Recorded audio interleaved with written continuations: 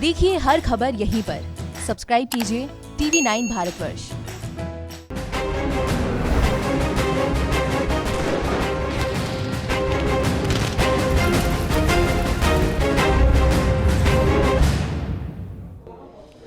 नमस्कार, आपके साथ मैं हूं सुमेरा खान।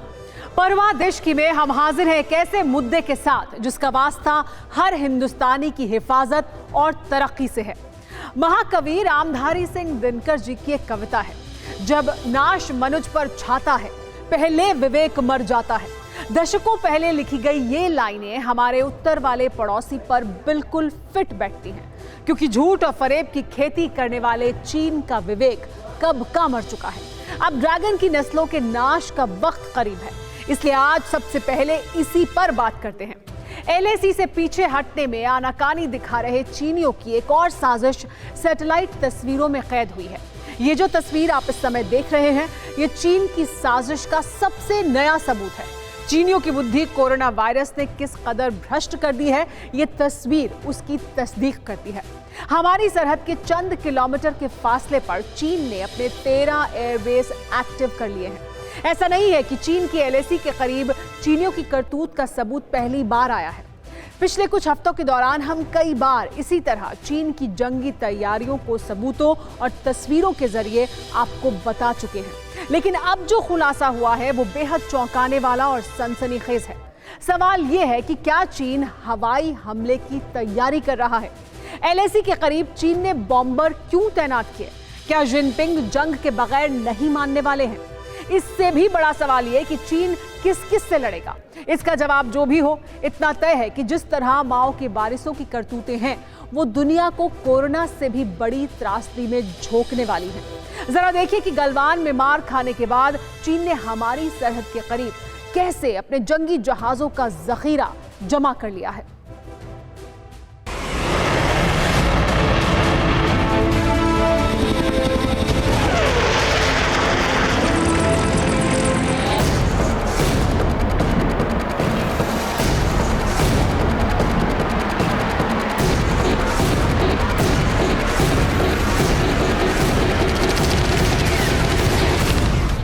ये महज तस्वीरें नहीं हैं, ये तैयारी है चीनी चांडालों की हर कुटिल चाल को नाकाम करने की।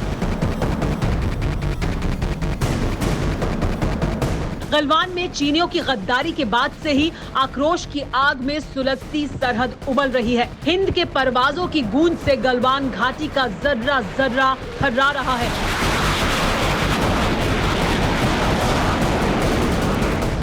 लद्दाख की बर्फीली चोटियों की हाड़ कपा देने वाले सर्द मौसम के बावजूद सीने में ज्वाला समेटे देश के जांबाजों का लहू खौल रहा है।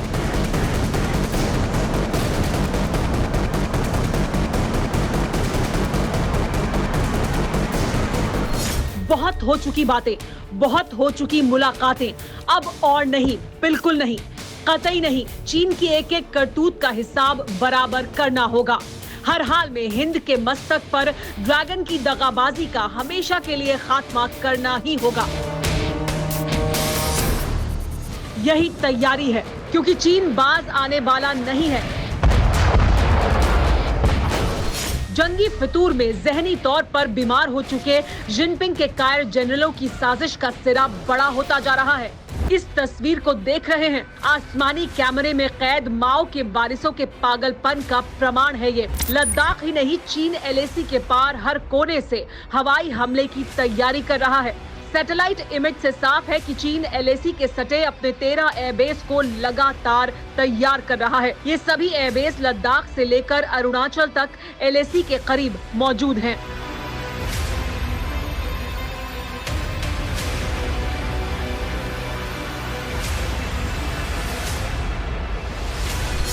लद्दाख के करीब काशी, ताशकुरगन, शाचे, होटान, केरिया और नागरी एयरबेस हैं।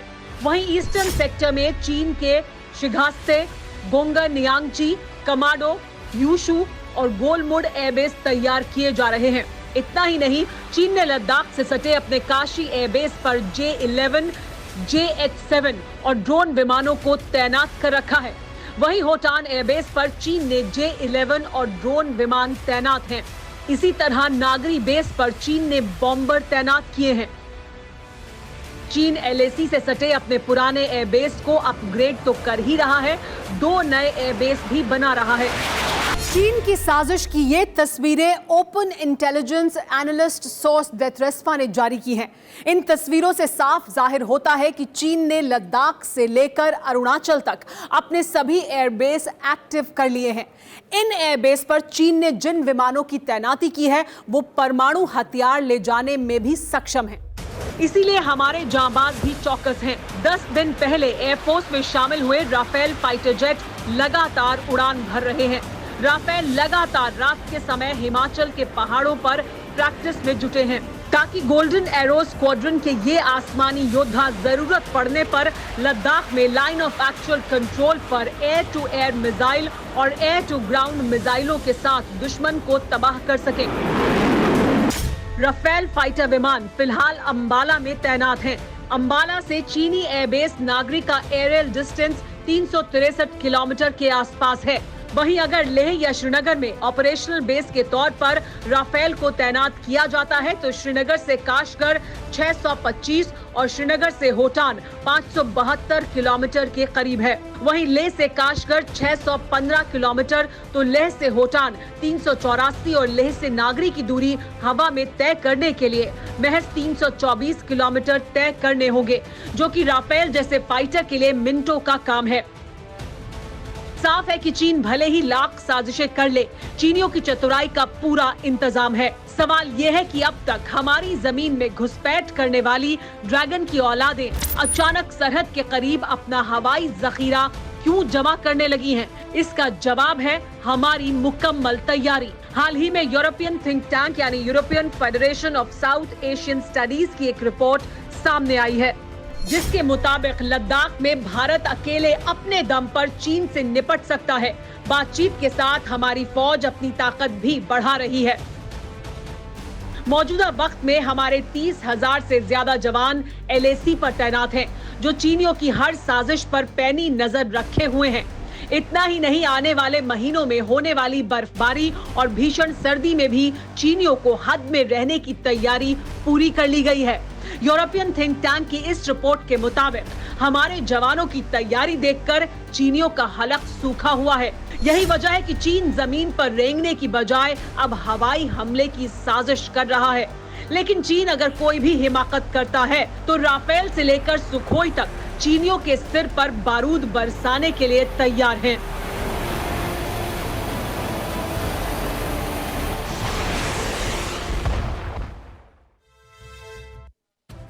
जब भी देश की सरहद का जिक्र आता है तो कच्छ से लेकर कश्मीर और लद्दाख से लेकर अरुणाचल तक का नक्शा जहन में आता है। हम अक्सर जमीनी सरहद का ही जिक्र करते हैं, जो जाहिर भी है क्योंकि चीन और पाकिस्तान की सबसे ज्यादा साजिशें यही होती हैं। लेकिन चीन अब हमारी जमीन ही नहीं, समंदर में भी घुसपैठ की कोशिश करने लगा है। वैसे जिस तरह लद्दाख में चीनियों से निपटने की तैयारी है, उसी तरह समंदर में भी चीनियों के मंसूबों को दफन करने का प्लान तैयार हो चुका है। ये रिपोर्ट देखिए।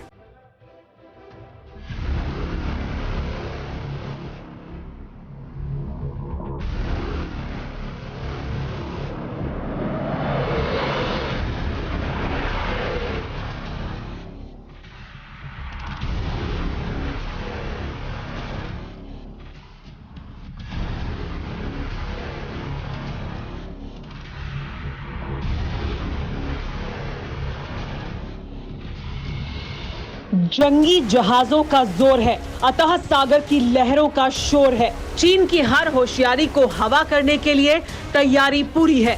ये साउथ चाइना सी नहीं है, लेकिन मैसेज चीन के लिए ही है। ये हिंद महासागर है, जिसकी लहरें हमारे नौसैनिकों के शौर्य की गवाही दे रही हैं।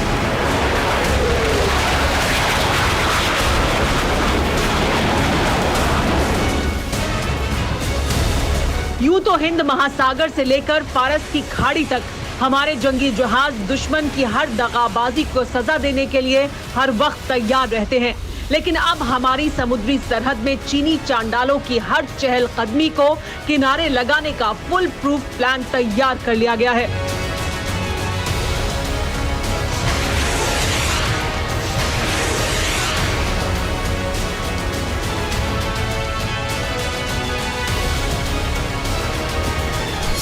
भारत ने अपने दम पर चेन्नई से पोर्ट ब्लेयर के बीच अंडर सी केबल लिंक तैयार कर लिया है।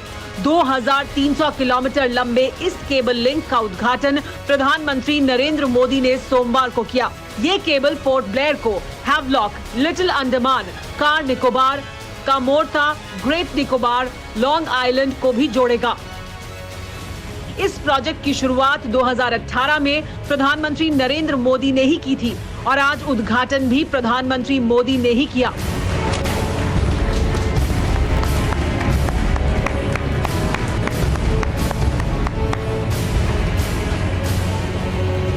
चेन्नई से पोर्ट ब्लेयर से लिटिल अंडमान और पोर्ट ब्लेयर से स्वराज द्वीप तक अंडमान निकोबार के एक बड़े हिस्से में ये सेवा आज से शुरू हो चुकी है।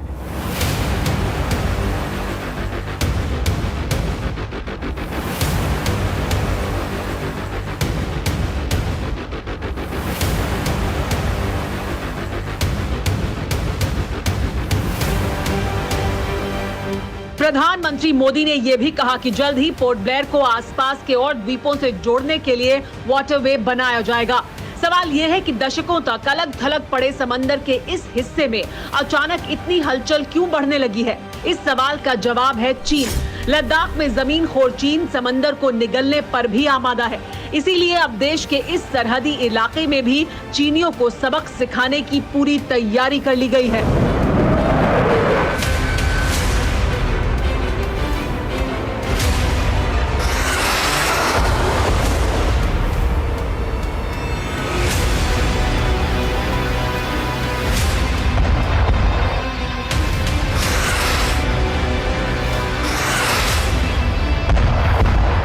गलवान में चीनियों की गद्दारी के बाद अब चीन को जमीन और आसमान ही नहीं बल्कि समंदर की गहराइयों में भी चीन पर बारूद बरसाने का फुल प्रूफ प्लान तैयार कर लिया गया है। इस समय भारत के सभी जंगी जहाज हिंद महासागर में तैनात हैं। लद्दाख में मार खाने और हमारी तैयारियों से खौफ में आए माओ के वारिस अब घुसपैठ के नए रास्ते तलाश रहे हैं। साउथ चाइना सी में ड्रैगन की नस्लों की बौखलाहट हर दिन इसी तरह नजर आती रहती है। पिछले कुछ वक्त के दौरान चीन के वॉरशिप घुसपैठ की साजिश करते रहे हैं। इसीलिए जिनपिंग के जल्लादों को समंदर में दफन करने के लिए एलएसी की तरह ही अंडमान पर पूरा फोकस किया जा रहा है। इसी कमान के जरिए चीन को हिंद महासागर में घेरा जा सकता है। आइए जानते हैं कि ये इलाका हमारे लिए कितना अहम है।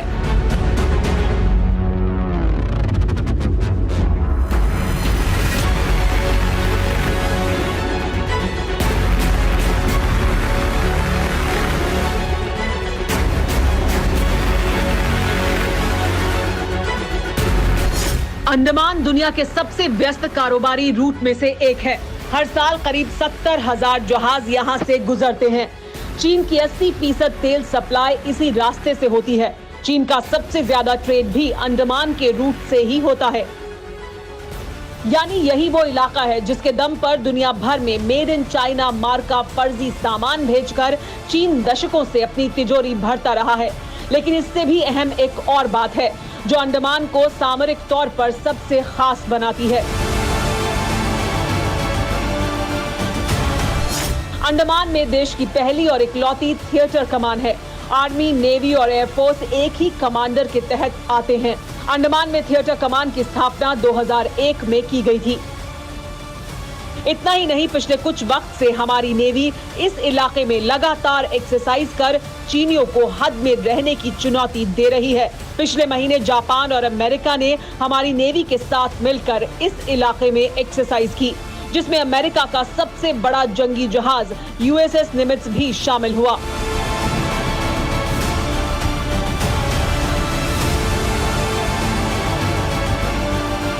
चीन के साथ अगर जंग के हालात बनते हैं तो अंडमान बेस की अहमियत बहुत ज्यादा बढ़ जाएगी। इसकी वजह है इस जगह की लोकेशन। जानकार भी मानते हैं कि अगर चीनियों के साथ युद्ध होता है तो हमारे जांबाज इस इलाके में चीनियों को आसानी से सबक सिखा सकते हैं। ऐसा क्यों कहा जा रहा है, इसकी वजह जानना भी बहुत जरूरी है।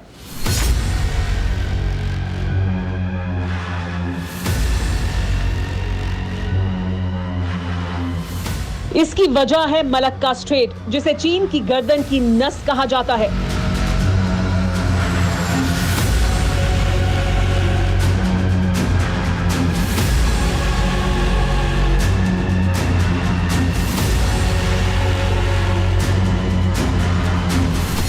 चीन का ज्यादातर इंपोर्ट मिडिल ईस्ट और अंगोला से आता है। ड्रैगन का 80% से ज्यादा तेल मलक्का स्ट्रेट से होकर गुजरता है। जंग के हालात में मलक्का स्ट्रेट बेहद अहम चेक पॉइंट बन जाता है। अगर ये रास्ता ब्लॉक हो जाता है तो चीनी खुद ही भूख से मर जाएंगे। हिंद महासागर के ज्यादातर हिस्से पर हमारी नेवी का दबदबा है। अमेरिका को भी समंदर के इस इलाके की अहमियत का अंदाजा है। अमेरिका जानता है कि चीन को बर्बाद करने के लिए मलक्का स्ट्रेट पर चीन के लिए नो एंट्री का बोर्ड लगाना पड़ेगा। इसीलिए अमेरिका ने अपना सबसे बड़ा जंगी बेड़ा अंडमान के करीब तैनात किया हुआ है।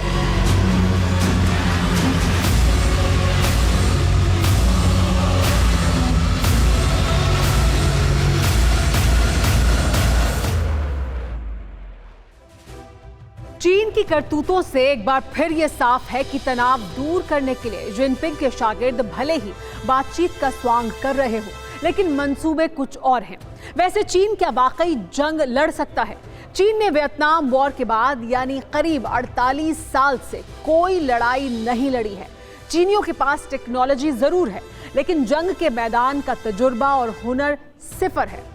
हाँ, धमकाने का काम वो बखूबी कर लेते हैं। धमकाने में तो वो अमेरिका को भी नहीं छोड़ते।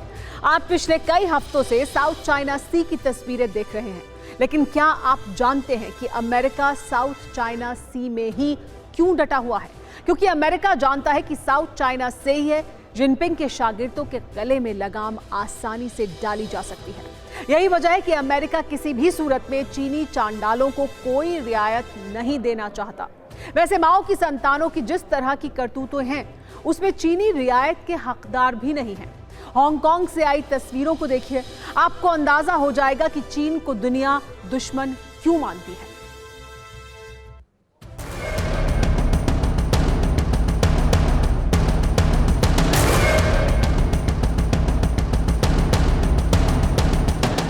बैंगनी रंग का कोट पहने जिस शख्स को आप देख रहे हैं, इनका नाम जिमी लाई है।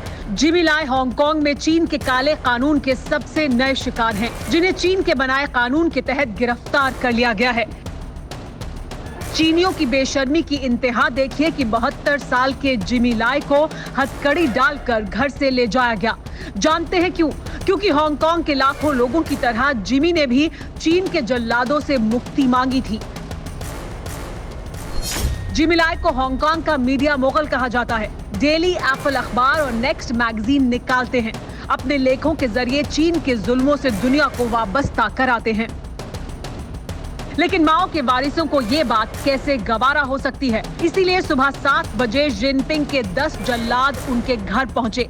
जिमी को हथकड़ी पहनाई गई और फिर पूछताछ के बहाने जेल की सलाखों के पीछे डाल दिया गया। वैसे ऐसा पहली बार नहीं हुआ है। 71 वर्षीय जिमी लाई को पहले भी गिरफ्तार किया गया था। चीन के खिलाफ बोलने पर उनकी हत्या की साजिश भी रची गई थी। जिमी लाई के घर और कंपनी के मुख्यालय पर बम भी फेंके गए। लेकिन जिमी जिनपिंग के जल्लादों से नहीं डरे। हांगकांग की आजादी के लिए आवाज बुलंद करते रहे और आखिरकार चीन ने उन्हें गिरफ्तार कर लिया। लेकिन जिमी के हौसले कम नहीं हुए हैं। उनकी गिरफ्तारी के बाद दुनिया जिनपिंग की हुकूमत को कटघरे में खड़ा कर रही है। ये ताकत है चीन की। जिनपिंग जो बड़ी बड़ी मिसाइलें और फाइटर जेट दुनिया को दिखाते हैं, एक आम शख्स को उसके घर से उठाकर ले गए। ऐसे हजारों शख्स हैं चीन में जिन्हें चीनी घर से उठाकर ले गए और उन्हें कभी वापस अपने घर का रास्ता नहीं मिला। अब बड़ा सवाल यह है कि जिमी को इस वक्त उनके घर से क्यों उठाया गया? कभी कभी यकीन नहीं होता कि कैसे एक मुल्क पूरी दुनिया से झगड़ा मोल ले सकता है। यानी ऐसा क्या है जो चीन हर देश से लड़ना चाहता है? क्या बुरा किया था दुनिया ने अगर कोरोना को लेकर सवाल पूछ लिया? क्या गलत है अगर ताइवान और हांगकांग को लोकतांत्रिक तरीके से आजाद रहना है? क्षेत्रफल के हिसाब से चीन दुनिया का चौथा बड़ा, जबकि हमसे करीब 2.5 गुना बड़ा देश है। हमारे देश से चीन की आबादी करीब 10 करोड़ ही ज्यादा है। सवाल यह है कि जब हमारे देश में 130 करोड़ से ज्यादा लोग हंसी खुशी रह सकते हैं तो चीन के 140 करोड़ लोग क्यों नहीं? लेकिन नहीं, माओ के वारिसों को जमीन से लेकर आसमान और समंदर तक निकलना है, भले ही इसके लिए दुनिया से लड़ना क्यों ना पड़े। पहले उम्मीद थी कि चीनियों को वक्त रहते अकल आ जाएगी, लेकिन वक्त के साथ जिस तरह से उत्तर वाले इस नापाक पड़ोसी की साजिशें परवान चढ़ रही हैं, उससे ये उम्मीद अब कम ही है कि बिना बारूद बरसे चीनियों की अकल ठिकाने आएगी।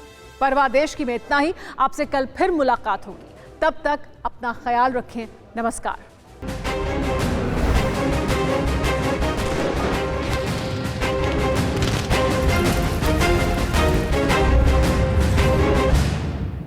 फिक्र आपकी, सोमवार से शुक्रवार रात 9 बजे सिर्फ TV9 भारतवर्ष पर।